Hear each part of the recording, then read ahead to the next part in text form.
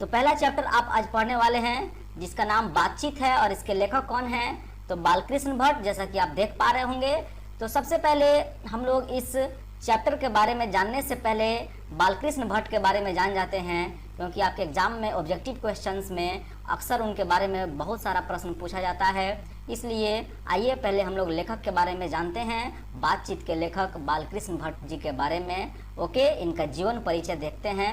तो देखिए, पंडित बालकृष्ण भट्ट का जन्म 23 जून 1844 को इलाहाबाद उत्तर प्रदेश में हुआ था तथा निधन 20 जुलाई 1914 को हुआ।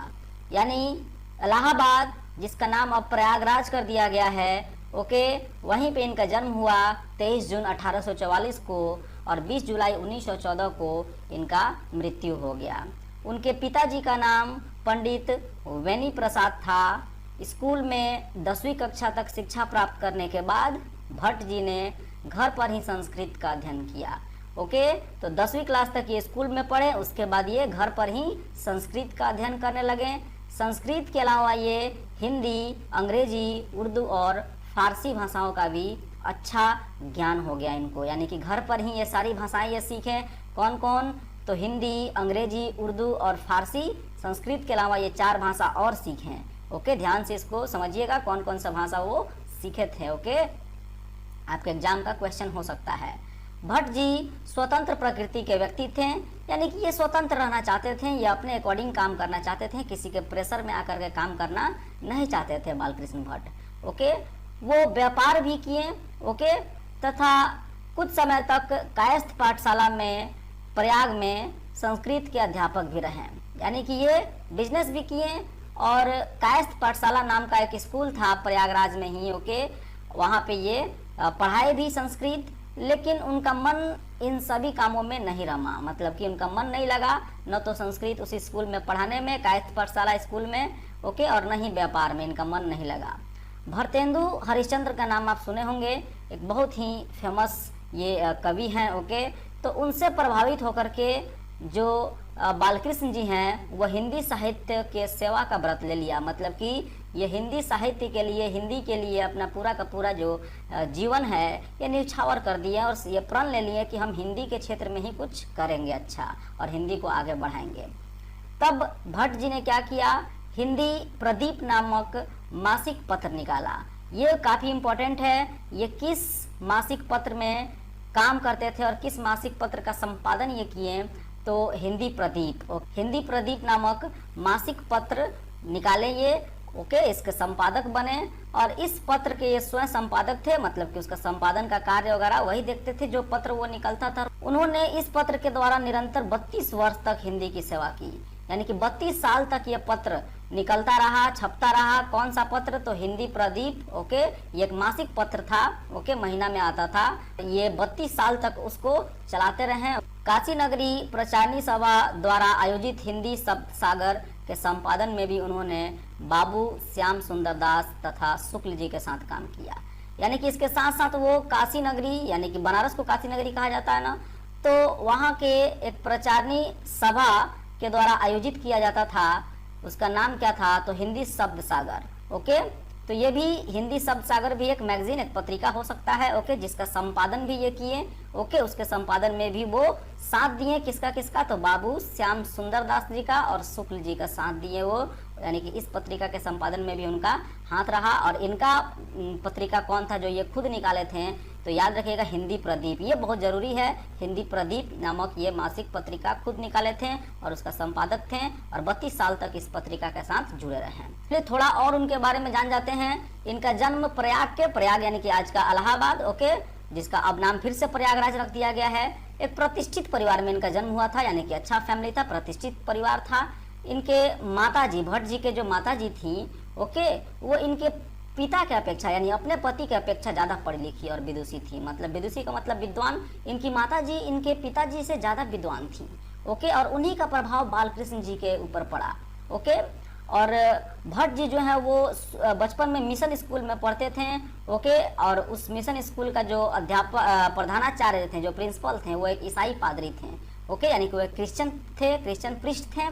तो मिशन स्कूल के जो प्रधानाचार्य थे वो एक क्रिश्चियन थे। ओके, और बताया गया कि उनसे बात विवाद हो जाने के कारण इन्होंने मिशन स्कूल जाना बंद कर दिया, यानी कि प्रिंसिपल से इनको बहस हो गया। जैसा कि आपको पता है कि ये अपने मनमौजी से जीने वाले इंसान थे, अपने मर्जी से काम करते थे, बचपन से ही उनका ये नेचर था। तो प्रिंसिपल से ही इनका बहस हो गया, जो ईसाई पादरी प्रिंसिपल थे उस स्कूल के, उनसे ही इनका बहस हो गया और ये स्कूल बंद कर दिए जाना। आगे फिर कहा गया है कि उसके बाद ये घर पर रह करके संस्कृत का अध्ययन करने लगे, संस्कृत की पढ़ाई करने लगे।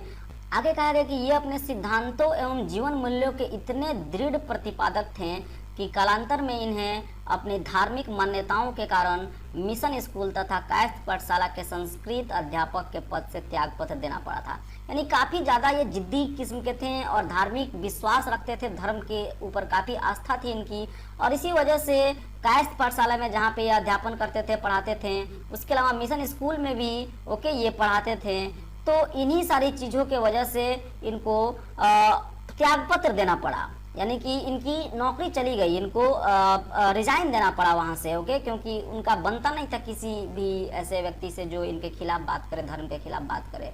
तो इसलिए ये अपने कह सकते हैं कि अपने ये मर्जी के हिसाब से जहाँ भी थे वो थे, और अगर नहीं बनता था तो वो त्यागपत्र दे दिए इन स्कूल से। आगे कहा गया है कि यहाँ से त्यागपत्र देने के बाद जीविकोपार्जन हेतु, यानी कि अब रोजगार इनको कुछ ना कुछ चाहिए अपने फैमिली को चलाने के लिए, तो वो क्या करने लगे, तो व्यापार भी किए, बिजनेस भी किए, लेकिन उसमें भी इनको ज़्यादा रुचि नहीं हुआ और सफलता नहीं मिल रहा था, यानी कि बिजनेस नहीं चल रहा था इनका अच्छा से और इनको सफलता नहीं मिली और रुचि भी नहीं था, इंटरेस्ट भी नहीं था। किसी काम में हमारा इंटरेस्ट जब होता है तो हमको अच्छा लगता है वो काम करने में और उसमें हम सफल भी होते हैं। तो बिजनेस में इनका मन नहीं लग रहा था। इनकी शुरू से ही, आरंभ से ही जो इनकी अभिरुचि थी, यानी कि जो इनकी इच्छा थी, वो साहित्य सेवा में थी, यानी कि साहित्य के क्षेत्र में ही, लिटरेचर के क्षेत्र में ही ये कुछ करना चाहते थे, साहित्य के क्षेत्र में करना चाहते थे। इसलिए उस सेवावृत्ति को तिलांजलि देकर वो या जीवन हिंदी साहित्य की सेवा करते रहें। तो इस तरीके से जितनी भी वो पहले जॉब और नौकरी या फिर जो भी बिजनेस था वो सबको तिलांजलि देकर वो सबको छोड़ दिए और पूरा जीवन हिंदी साहित्य की सेवा करते रहे, यानी कि एक लेखक के तौर पे, कवि के तौर पे अपना पूरा जीवन हिंदी को समर्पित कर दिया। ये बिजनेस, ये जॉब, ये सब कुछ उन्होंने छोड़ दिया क्योंकि इनका इंटरेस्ट वहाँ नहीं था। इनका इंटरेस्ट कहाँ अच्छा था, तो हिंदी के क्षेत्र में, साहित्य के क्षेत्र में अच्छा था, तो ये साहित्य के क्षेत्र में बेहतर करने लगे। अब चलिए इनका कार्यक्षेत्र देख लेते हैं। तो जो बालकृष्ण भट्ट जी हैं वो एक सफल पत्रकार भी थे, काफ़ी अच्छे और सफल पत्रकार थे। हिंदी के प्रचार के लिए उन्होंने 1933 ईस्वी में प्रयागराज में हिंदी वर्धिनी नाम की सभा की स्थापना की, यानी कि हिंदी वर्धिनी नामक एक सभा का स्थापना इन्होंने किया। उस सभा में लोग आते थे, मीटिंग होता था, सभा होता था, बातचीत होता था। और कहा गया कि और उसी की ओर से मासिक पत्र भी आने लगा, यानी कि उस सभा के बाद हर महीने एक पत्र निकलता था, एक पत्रिका निकलता था जिसी का नाम था हिंदी प्रदीप। यही पत्रिका था जिसका नाम हिंदी प्रदीप था और ये उन्होंने ही पहली बार छापना और छपवाना उसको शुरू किया। और ये एक मीटिंग के बाद, हिंदी वर्धिनी नामक सभा के स्थापना के बाद ये पत्रिका का वो संपादन करने लगे और पत्रिका के माध्यम से लोगों को जागरूक करने लगे हिंदी के क्षेत्र में। और वो 32 साल तक इसके संपादक रहे और नियमित रूप से उसको चलाते रहे इस पत्रिका को। कौन सा पत्रिका? हिंदी प्रदीप। आगे कहा गया कि हिंदी प्रदीप के अतिरिक्त बालकृष्ण भट्ट जी ने 2-3 अन्य पत्रिकाओं का संपादन भी किया, यानी कि इसके अलावा और भी पत्रिका वो संपादित किए। भट्ट जी भारतेंदु युग के प्रतिष्ठित निबंधकार थे, यानी कि भारतेंदु युग हिंदी में एक अपना चलता है युग, उसका काल चलता है। तो ये भारतेंदु युग के बहुत ही प्रतिष्ठित निबंधकार थे, यानी कि ये जो कहानी हम पढ़ने वाले हैं बातचीत, ये एक निबंधी है। और ये किस युग के कवि थे? तो भारतेंदु युग के। और काफ़ी प्रतिष्ठित निबंधकार थे, ये बहुत ज़रूरी इंपॉर्टेंट बात है। भारतेंदु युग के ये प्रतिष्ठित निबंधकार थे, याद रखिएगा किस युग के? भारतेंदु युग के। अपने निबंधों द्वारा हिंदी की सेवा करने के लिए उनका नाम सदैव अग्रण्य रहेगा, यानी कि हिंदी का काफ़ी ये सेवा किए, हिंदी को काफ़ी आगे बढ़ाए, उनका नाम हमेशा हिंदी के क्षेत्र में लिया जाएगा। उनके निबंध अधिकतर हिंदी प्रदीप में प्रकाशित होते थे, यानी कि ये जो उनका हिंदी प्रदीप नाम का पत्रिका था उसी में इनका निबंध छपता था, जो भी निबंध वो लिखते थे। उनके निबंध सदा मौलिक और भावनापूर्ण होते थे, यानी कि मौलिक यानी कि लोगों के बेसिक चीज़ों के ऊपर आधारित और भावना से भरा हुआ होता था इनका निबंध। वो इतने व्यस्त रहने लगे कि इनको पुस्तक लिखने के लिए अवकाश ही नहीं मिलता था, छुट्टी ही नहीं मिलता था, टाइम ही नहीं मिलता था कि ये कोई किताब लिखे, पुस्तक लिखे। लिखना चाहते थे लेकिन लिख नहीं पाते थे। काफी व्यस्त होते हुए भी ये लगभग 100 अजान एक सुजान, ओके, रेल का विकट खेल, ओके, नूतन ब्रह्मचारी, बाल विवाह तथा भाग्य की परख आदि छोटी मोटी 10-12 पुस्तकें लिखी। यानी कितना व्यस्त रहने के बाद भी ये कुछ किताबें लिखी, ओके, 10-12 किताबें, जिनमें से कुछ का नाम है, काफी इंपॉर्टेंट है, याद रखिएगा कौन कौन से। 100 अजान एक सुजान, ओके, पहला किताब। दूसरा रेल का विकट खेल। तीसरा नूतन ब्रह्मचारी। चौथा बाल विवाह तथा भाग्य की परख। ये सारी बहुत जरूरी है आपके लिए, आप याद रखिएगा, ये सारी किताबें उन्होंने लिखी, ओके। और अपने निबंधों के अतिरिक्त कुछ नाटक, कहानियां और उपन्यास भी लिखे, ओके। यानी कि इन किताबों के अतिरिक्त कुछ नाटक भी लिखे, कहानियां भी लिखी और कुछ नोवेल यानी कि उपन्यास भी इन्होंने लिखा था। और आइए आगे देखते हैं इनकी सबसे प्रमुख जो कृतियां हैं, यानी कि क्या क्या ये लिखे थे जो इम्पोर्टेंट है आपके लिए, याद रखिएगा, आपके ऑब्जेक्टिव एग्जाम में पूछा जाएगा, ओके। भट्ट जी ने हिंदी साहित्य के विभिन्न क्षेत्रों में लिखा, यानी कि हिंदी के क्षेत्र में काफ़ी सारी चीज़ें वो लिखे। मूल रूप से वो निबंध लेखक के रूप में जाने जाते हैं, ओके, यानी कि उनको मूल रूप से निबंध लेखक हैं, ओके। हम लोग जो कहानी पढ़ने वाले हैं बातचीत, ये भी एक निबंध है, तो मूल रूप से ये निबंध लेखक हैं, ओके। कौन? तो बालकृष्ण जी, ओके। और वो उपन्यास और नाटक भी लिखे, वो उपन्यास नाटक लिखे, लेकिन मूल रूप से उनको निबंध लेखक के रूप में जाना जाता है। पूछ देगा क्या है मूल रूप से बालकृष्ण जी, तो बालकृष्ण भट्ट जी, तो वो निबंध लेखक है मूल रूप से, ओके। हालांकि वो उपन्यास और नाटक भी लिखे थे। अब देखिए कुछ इनका निबंध संग्रह, कौन कौन से निबंध ये लिखे थे, तो साहित्य सुमन और भट्ट निबंध माला, ओके। आत्मनिर्भरता 1893 में आया था, ओके। साहित्य सुमन, भट्ट निबंध माला, आत्मनिर्भरता, ओके। उपन्यास कौन कौन से लिखे थे, तो नूतन ब्रह्मचारी, 100 अजान और एक सुजान, रहस्य कथा, ओके। मौलिक नाटक ये कुछ लिखे थे, नहीं कुछ नाटक भी लिखे थे, कौन कौन सा, तो दमयंती स्वयंवर, बाल विवाह, चंद्रसेन, रेल का विकट खेल आदि, ये याद रखिएगा। अनुवाद भी वो किए थे, ओके, संस्कृत से हिंदी में अनुवाद किए थे, बांग्ला और संस्कृत से।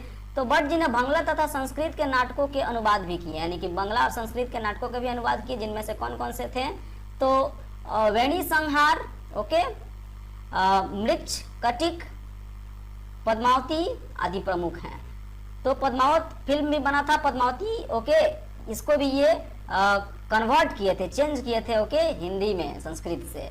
तो ये कौन कौन से अनुवाद किए, किस किस बुक का, तो बेनी संहार, मृक्ष कटिक और पद्मावती, याद रखिएगा, पद्मावती काफी जरूरी है, ओके। वेणी संहार भी और मृक्ष कटिक, ये सब अनुवाद किया हुआ था उनका, बांग्ला और संस्कृत के भाषा में ये लिखा हुआ था नाटक, ओके, और किताब, ये सब ये हिंदी में अनुवाद किए उसको।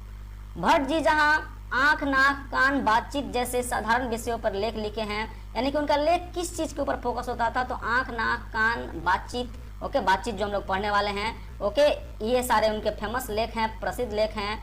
वो आत्मनिर्भरता और चारु चरित्र जैसे गंभीर विषयों पर भी लेखनी चलाई है, मतलब कि ये सब सिंपल लेख है, आंख, नाक, कान, बातचीत, ये सब सिंपल विषय हैं, साधारण विषय हैं। इसके अलावा कुछ सीरियस विषय पर भी, यानी कि गंभीर विषय जैसे कि आत्मनिर्भरता, वहाँ आत्मनिर्भरता, ओके, चारु चरित्र, ये सब गंभीर विषयों पे लिखा हुआ, यानी कि काफी सीरियस ये उनके द्वारा लिखा गया लेख हैं, ओके। साहित्य और सामाजिक विषय पर भी भट्ट जी अछूते नहीं हैं, ओके, यानी कि साहित्य और सामाजिक क्षेत्र में भी ये काफी कुछ लिखे हैं। चंद्रोदय उनके साहित्यिक निबंधों में से एक है, यानी कि साहित्यिक निबंध, लिटरेचर के क्षेत्र में, ओके, साहित्यिक निबंध, यानी कि एक ऐसे लिखे थे चंद्रोदय, काफी फेमस था चंद्रोदय। समाज की कुरीतियों को दूर करने के लिए, यानी कि समाज में जो समस्याएं थी, जो बदचलन था, उसको दूर करने के लिए वो निबंध लिखे थे, ओके। बाल विवाह आपको बताए थे ना, तो ये समाज में बाल विवाह था, उसको दूर करने के लिए भी वो निबंध लिखे थे। भट्ट जी के निबंधों में सुरुचि, संपन्नता, कल्पना, बहुवर्णनशीलता के साथ साथ हास्य, व्यंग के दर्शन भी होते हैं। यानी कि किस किस चीज के ऊपर निबंध लिखे थे, तो सुरुचि, संपन्नता के ऊपर, यानी किसी भी चीज के ऊपर रुचि और इंटरेस्ट, ओके, और उसको कैसे संपन्न करना है। कल्पना, इमेजिनेशन के ऊपर, ओके, कल्पना कैसे किया जाता है उसके ऊपर निबंध लिखे हैं। बहुवर्णन, यानी कि काफी खूबसूरती से किसी भी चीज का कैसे चित्रण किया जाए, ओके, बहुवर्णनशीलता के साथ, ओके। हास्य व्यंग भी, यानी कि ये व्यंग भी करते थे हास्य तरीके से, यानी कि मजाक के तौर पे ये किसी भी चीज़ के ऊपर कमेंट भी करते थे, व्यंग भी लिखते थे, ये व्यंग भी लिखते थे। ओके, तो इनके लिटरेचर में काफ़ी कुछ देखने को मिलता है इनके निबंध में। तो आज के वीडियो में इतना ही। बालकृष्ण भट्ट के बारे में जानना बहुत ज़रूरी था ऑब्जेक्टिव क्वेश्चंस के लिए। अगले वीडियो में हम लोग इस चैप्टर को आगे डिटेल में पढ़ेंगे, इसलिए जो लोग नए हैं चैनल को सब्सक्राइब करके बेल आइकन को जरूर दबा दीजिए, साथ ही अपने सारे दोस्तों के साथ शेयर कर दीजिए। धन्यवाद।